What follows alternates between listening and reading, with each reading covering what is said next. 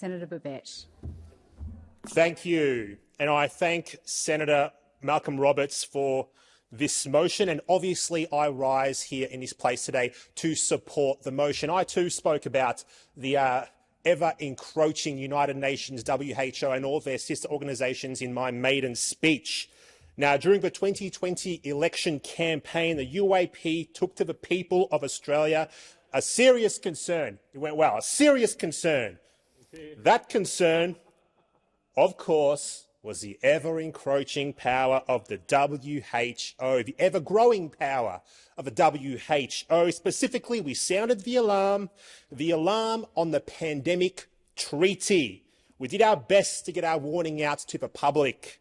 We allocated significant resources into an education campaign around the proposed treaty, which was swiftly dismissed by the majority of people here in this place and by the legacy media as just another conspiracy theory, just more misinformation, even though our nation was already heavily entangled in the early stages of this treaty via the intergovernmental negotiating body.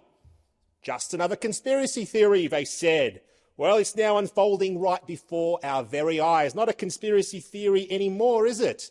Now, it is up to us in this place to ensure that our nation's interests are protected from any agreement which could impact the autonomy of our people and, of course, our nation, our sovereignty. It must be protected.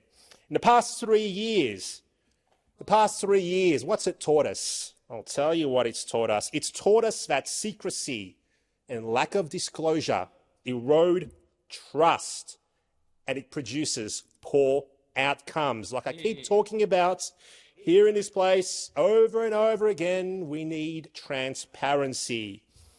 Now, the Australian people, they were shielded from the truth when they voted in 2022, and we must do all that we can to ensure that no treaty is signed off until the people have their chance to look at the issue and properly dissect and understand the implications.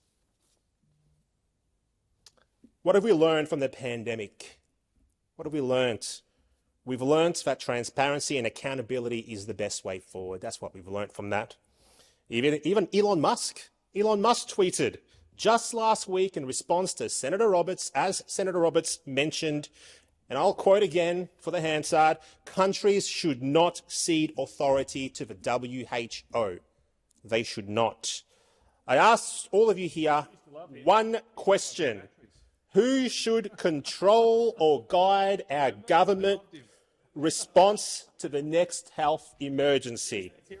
Should it be the WHO, an unelected international body with no accountability, or should it be the Australian people? Should it be us, democratically elected here in this place to serve the people?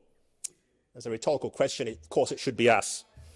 The Department of Health and Aged Care website states, and I quote, I'll quote, once the new instrument has been finalised, the Australian government will make a decision on whether to agree to it, and changes to the international health regulations may create a new international legal obligation for Australia. Now, I urge everyone here in this place to consider the second statement carefully. We must understand what the WHO wants to achieve, and we must ask our constituents, we must ask them if they are comfortable letting a foreign, unelected bureaucracy potentially take the wheel next time there is a public health emergency. Now, I was elected to this place because the people of Victoria disapproved of the last pandemic response. Never again can we allow basic, inalienable human rights to be tossed to the side.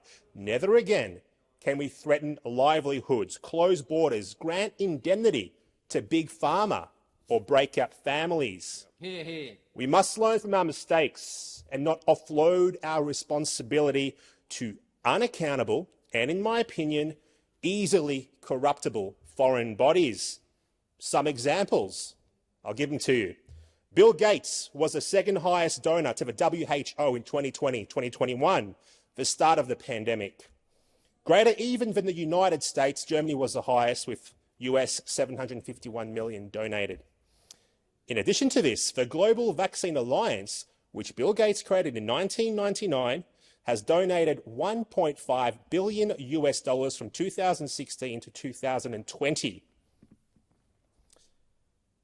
They've also donated $452 million to the WHO in 2020, 2021.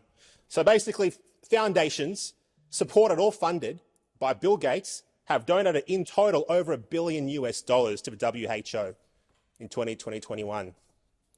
Gates said in 2010 in the now infamous TED Talk that if we do a good job on vaccines, we can reduce the world's population by 1.5 billion or so. Now, I'll be clear, and I will say that comment may have been taken out of context, but it makes you wonder. It makes you wonder, is he all about promoting vaccines no matter what the cost? That he makes. Vaccines that he makes. Thank you, Senator Roberts. Now, Gates is also quoted as saying, and this is what he has said, he gets a 20-to-1 return on any investment he makes on vaccines. Doesn't that make you wonder what he's up to? The guy who funds the WHO, isn't that enough to make you say, hang on a sec, maybe we should look at this? Yeah. Now, for one, I am opposed to the WHO pandemic treaty, and millions of Australians stand with me.